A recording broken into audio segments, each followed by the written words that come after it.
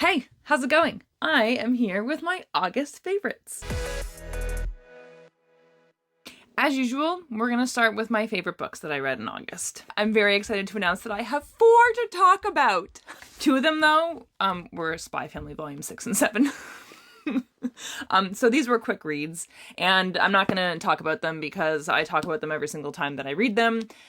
You can check out my other favorites videos if you want to know a little bit more about them, but it's just a manga series that's hilarious and adorable, and it makes me so happy. I love it so much. One of the other books that I read in August was A Psalm for the Wild Built by Becky Chambers. You guys, this book was amazing. I loved this book with my whole heart. Like, I adored it. I adored it so much.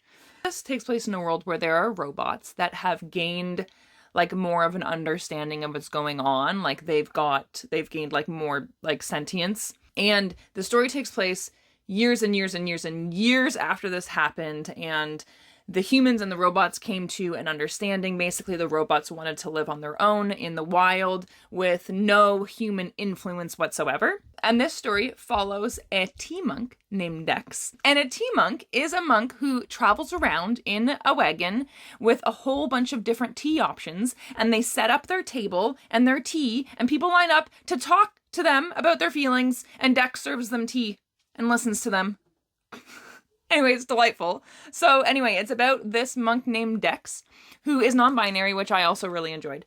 And Dex ends up basically realizing that they are not happy with their life. They want more. They don't really know what it is. And they decide, instead of continuing to the next town that they're supposed to go to for their tea service, they decide to go down a different path and takes them into the wilderness to visit an old monastery, I believe, that is completely abandoned now because it's way out in the wilderness that the humans don't go to anymore. And they end up meeting a robot named Mosscap.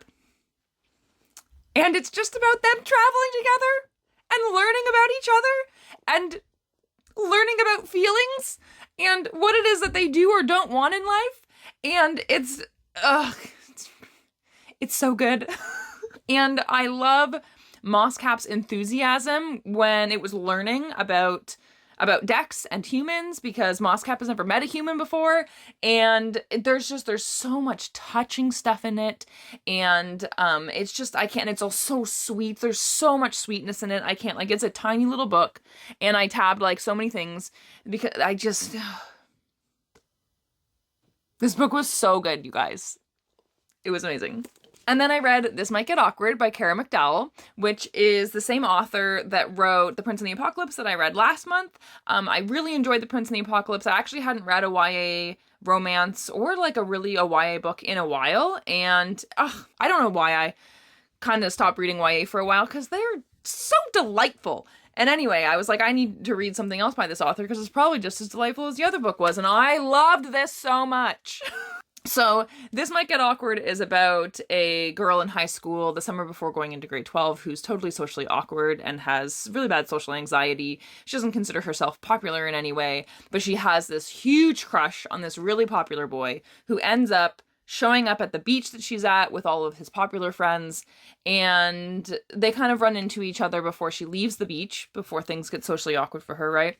And he takes a picture with the two of them and asks her to pretend to like him, which this is like the first time they've ever spoken to each other, by the way. And immediately after posting a picture of them to Instagram, asking her to pretend to like him, he goes down to the beach, falls off a boat, hits his head, almost drowns. She saves his life and goes with him to the hospital, and everyone assumes that she's his girlfriend, and she doesn't correct them. She doesn't correct them for 2 reasons. For one, because she wants people to think that she's his girlfriend, because then maybe they'll think she's cool and be friends with her.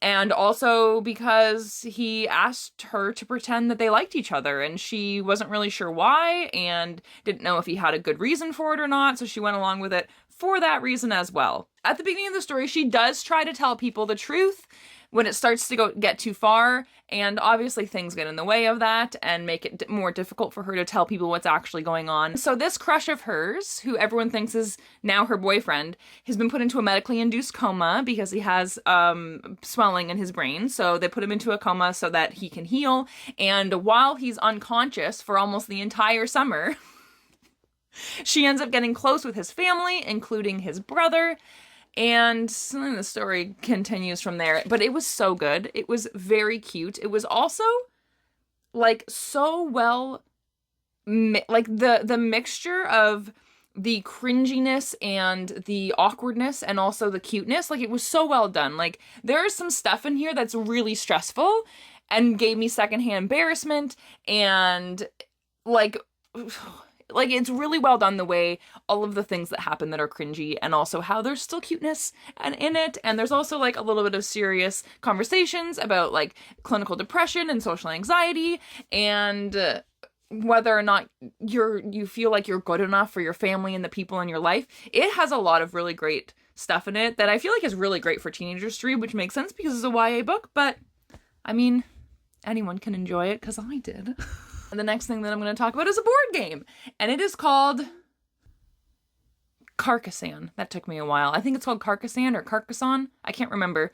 I had no idea what it was called when we were playing it. And I'm going to start off by saying that when we first started playing it, I wasn't really into it, and I didn't really like it, and it stressed me out a little bit, and I didn't hate it. I have played other games that I really, really dislike. It wasn't that far. I didn't hate playing it, but I was kind of excited for it to be over so we could move on to something else, which is really funny because we ended up playing it again, but with an expansion pack.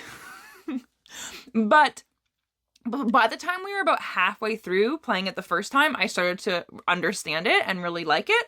And then the second time that we played it through, it was great. I really enjoyed it, and I'm excited to play it again. So Carcassonne is a game that is made up of a whole bunch of little tiles. You just put them in 3 piles, and each person takes a turn picking from the top of one of the piles and placing their tile on the table, attaching it to an already existing tile that's been placed. Now, when you place it, though, it has to match what you place it to. Like, by the time the game is done, like, you've made a map of, like, a country or whatever. You're building a map piece by piece, basically. So there are drawings of pieces of fields, roads, and cities. And when you place your tile down, you have to match it to the tiles that you're attaching it to. So any tile that is going to be on any side of the one that you put down has to, like, be coherent. So if there's a city wall in your tile, it has to connect to city walls in the same spot so that when you put it down, it looks like a map that works, right? And if there's a field or a road, it has to connect to a road in that same spot. And so basically, when you place tiles, you also have little people that you can place so that you are the owner of a road, of a field, or a city. And you get points depending on what on the map gets completed that you're an owner of. It's simple, but just complicated enough to make it interesting and not boring. By the time we were about halfway through, I was really enjoying it. And especially by the time we played it the second time with the expansion pack, which was adding a river to the map. I thought it was great. Yeah, it was a lot of fun, and I was really glad that we ended up playing it again. So this is a game that I would absolutely spend money on and absolutely play again with other people, not just the people that I do board game nights with. So yeah, it's a good one. And I don't think I have anything else really to talk about because, again, I've just been playing Tears of the Kingdom. But the one thing about Tears of the Kingdom that I do want to talk about is that for a very big, like, up until the end of August, there was a huge portion of the game that I did not understand, and I was basically avoiding having to use any of that portion of the game. But sometimes it gets to the point where you can't do what you're trying to do without having the part that I didn't understand. And I finally figured it out, and, like, I mean, I do feel like it could be explained better, but also I'm dumb. But I finally understand this big portion of the game that I wasn't understanding before, and I'm having a really fun time working on just that one section of the game now. The only thing is that what I need to do in order to gain this thing that I now understand is that you have to go into the depths, which are really scary, and I hate them. I hate them less than I did at the beginning of the game, but they're very scary. And it literally gave me a jump scare at one point. Like, literally, I screamed and jumped. Like when you're watching a horror movie. But I'm really excited about understanding this piece of the game that I have not understood up until now. I'm not saying specifics because I don't want to spoil anything for people who haven't played it yet. I also beat another temple, so I've beaten 2 temples now. And the second temple that I beat the boss in the first try, which is pretty exciting. I feel like the bosses, like the temple bosses in this, are much easier than the Divine Beast bosses from Breath of the Wild. But I also think that just like the regular everyday monsters from Tears of the Kingdom are a lot harder than the regular everyday monsters from Breath of the Wild. So it's like almost kind of swapped in that category, which I don't enjoy. But yeah, I think that's all I have for my favorites for this month. Let me know what your favorite things were from August, and I'll see you in my next video. Bye! I also just realized that when I held up volume 6 and 7 of Spy Family, I was holding up volume 5 and 7. I just took them off my shelf without looking at them very closely, but anyway, just in case it's important to you, this is what volume 6 looks like. Not the other one, and here's volume 7.